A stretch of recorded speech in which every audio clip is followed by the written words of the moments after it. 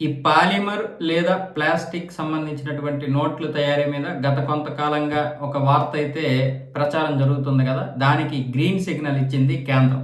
RBI ఈ యొక్క నోట్లు తయారు చేద్దామని చెప్పి ప్రతిపాదన పంపింది గత 6 నెలల క్రితం. ఆ ప్రతిపాదన విషయంలో కేంద్రం తర్జన భర్జన పడడం, అలాగే దీని గురించి మంచేంటి, చెడేంటి, లాభమేంటి, నష్టమేంటి అన్నీ ఆలోచించిన తర్వాత, క్యాబినెట్‌తో కూడా చర్చించిన తర్వాత ఇప్పుడు రూ. 10, రూ. 20 నోట్లకైతే అనుమతులు ఇచ్చింది. కాబట్టి ఇప్పుడు ఆర్‌బీఐ ఈ రూ. 10, రూ. 20కి సంబంధించినటువంటివి 100 కోట్ల విలువైనటువంటి నోట్లని తయారు చేస్తారు మొదటగా. ఆ తర్వాత మిగతా నోట్లను కూడా తయారు చేస్తారు. అయితే దీని మీద ఎవరి బొమ్మ వేయాలనే దాని మీద కూడా ఇప్పుడు కేంద్రం ఆలోచిస్తుంది.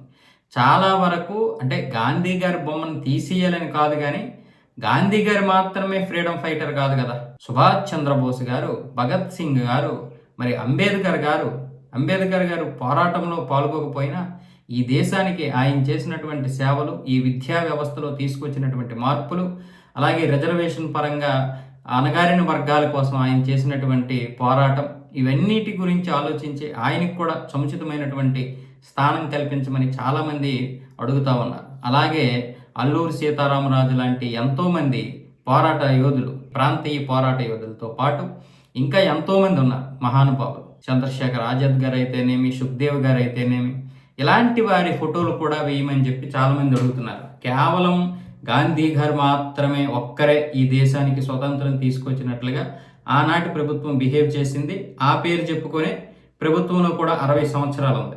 కానీ అసలైనటువంటి చరిత్రను మరుగున పడేసినా సరే, సర్దార్ వల్లభాయ్ పటేల్ గారు లాంటి చొరవతో, అలాగే మన లాల్ బహదూర్ శాస్త్రి గారు, మరి కొంతమంది మహానుభావులు కాంగ్రెస్లో ఉన్నా సరే, అలాంటి వారి దయ వల్ల నిజమైనటువంటి హీరోల చరిత్ర కూడా తెలిసేటటువంటి పరిస్థితి కూడా మనకు వచ్చింది. ఆ తర్వాత ఎంతోమంది దేశభక్తులు కేంద్ర ప్రభుత్వంలో లేకపోయినా బయట ఉన్నటువంటి వారు ఎంతోమంది ఈ యొక్క నిజమైనటువంటి చరిత్రని ప్రజలకు అందించే ప్రయత్నము చేశారు.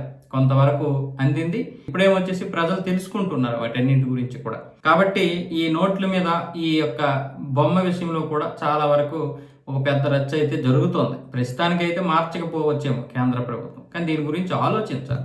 ఆలోచించకపోతే మిగతా వాళ్ళని మనం అవమానించినట్లే కదా.